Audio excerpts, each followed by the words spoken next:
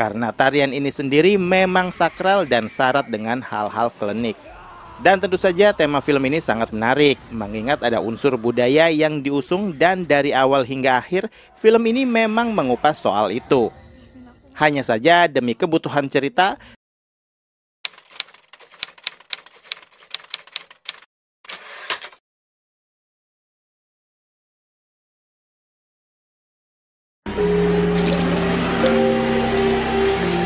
salam sinema sahabat sinemalogi.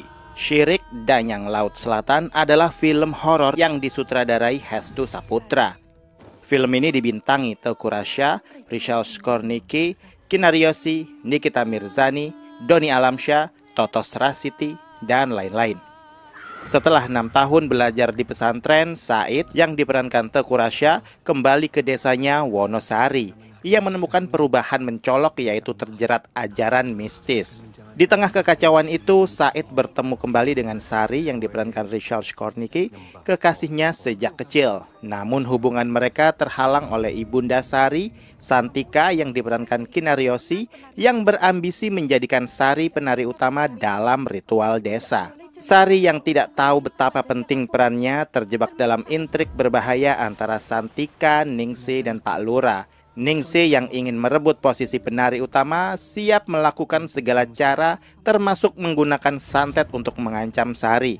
Sementara itu Ki Dalang yang diperankan Doni Alamsyah, pemimpin ritual desa, berusaha keras menemukan siapa yang benar-benar memenuhi syarat untuk menjadi penari utama. Suatu pencarian yang berujung pada konfrontasi dengan kekuatan gelap yang mengancam semua yang terlibat. Kisah penuh misteri dan konflik ini menguji batas cinta, kepercayaan, dan tradisi. Kalian bisa membantu kami dengan klik tombol Super Thanks di bawah video. Kami akan sangat berterima kasih atas berapapun nominal saweran yang kami terima. Menonton film Syirik Danyang Laut Selatan seakan dipaksa untuk mengulang ingatan tentang film-film horor lokal tema klinik Jawa, yaitu santet, pesugihan, atau pengasih, seakan tidak pernah ada ujungnya. Tema estafet yang dibalut dengan kultur budaya yang itu-itu saja. Film Syirik berkutat pada persaingan calon penari ledek untuk menjadi penari utama. Sebuah kehormatan bisa terpilih menjadi penari ledek utama, yang artinya si perempuan tadi menjadi harapan warga penduduk untuk kesuburan tanah kampung mereka. Karena tarian ini sendiri memang sakral dan syarat dengan hal-hal klinik. Dan tentu saja tema film ini sangat menarik, mengingat ada unsur budaya yang diusung dan dari awal hingga akhir, film ini memang mengupas soal itu. Hanya saja demi kebutuhan cerita, beberapa informasi yang bersifat fakta dan real dipelintir sedemikian rupa, sehingga mengesankan kalau kesenian ledek memiliki konotasi yang sangat negatif.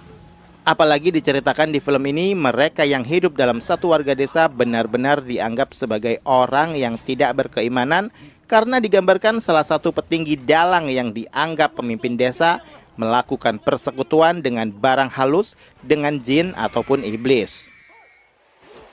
Saya menjadi bertanya-tanya apakah penggede kampung di zaman itu hingga kini masih memiliki dan menjalani ritual yang sudah digambarkan dengan begitu detail di film ini, atau jangan-jangan penulis naskah sengaja menambah kurangi plot-plot yang ada sehingga film Syirik menjadi alat propaganda secara nggak langsung.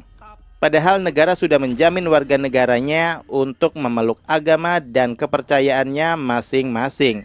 Dari judulnya saja, film ini sudah jelas-jelas menggiring opini masyarakat bahwa apa yang dilakukan oleh penduduk desa di film ini adalah perbuatan yang menyimpang dan di luar keyakinan mereka yang lebih merasa meyakini apa yang mereka yakini. Hal yang paling tidak saya sukai di film ini tentu saja upaya menetralisir kepercayaan golongan untuk takluk pada keimanan yang lebih mahal dan lebih besar. Padahal apa yang diyakini warga desa, termasuk ritual-ritual yang dilakukan, tak lain dan tak bukan adalah perwujudan dari rasa syukur dan bentuk doa-doa permohonan kebaikan dan kesejahteraan desa. Toh yang berurusan dengan ilmu hitam tentu buah dari imajinasi penulis untuk membuat cerita menjadi lebih menarik dan lebih horor. Dan kalau sudah begini, tentu saja tumbalnya adalah masyarakat yang memang masih menganut kepercayaan dengan segala tradisinya. Di dalam film diceritakan, sang dalang tidak bisa menerima begitu saja ajakan Said, sang adik yang telah kembali ke kampung halaman setelah belajar ilmu agama di pondok pesantren. Karena memang gambaran sosok Said sendiri memang sangat kurang meyakinkan sebagai sosok yang ngerti agama dan punya kewajiban untuk menyebarkan ilmunya guna bermanfaat bagi warga desa. Hanya saja sepanjang film penonton seakan gak diberi ruang untuk melihat value pada diri Said, seberapa tinggi level keilmuan yang dia dapatkan dari pondok. Sementara Said sendiri malah lebih mementingkan hasrat birahinya kepada Sari, teman semasa kecilnya, cinta pertamanya. Upaya Said meyakinkan kakaknya gak terlihat serius. Said seakan gak punya ide atau rencana yang matang untuk melancarkan gagasannya. Selain ide cerita yang kejam, karena mengagungkan keyakinan mayoritas untuk memojokkan kepercayaan minoritas, entah kenapa saya melihat kualitas beberapa pemain di film ini masih saja ada yang kurang maksimal. Terlihat saat mereka menggunakan bahasa Jawa campuran sebagai dialog, bukan membuat film menjadi lebih otentik, tapi justru malah membuat film menjadi konyol dan gak jelas. Lagi-lagi soal totalitas peran.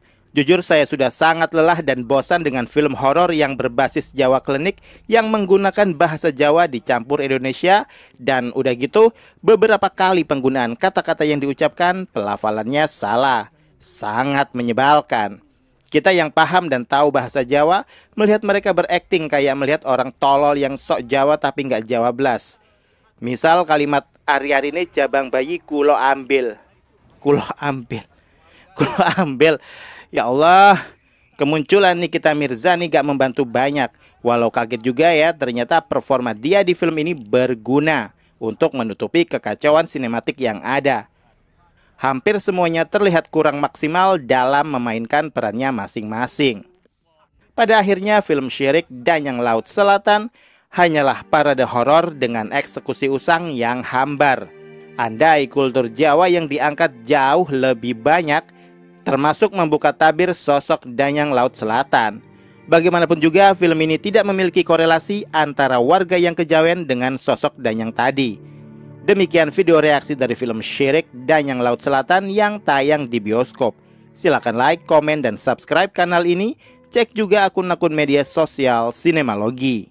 Dan jangan lupa bersinema dahulu, berbahagia kemudian.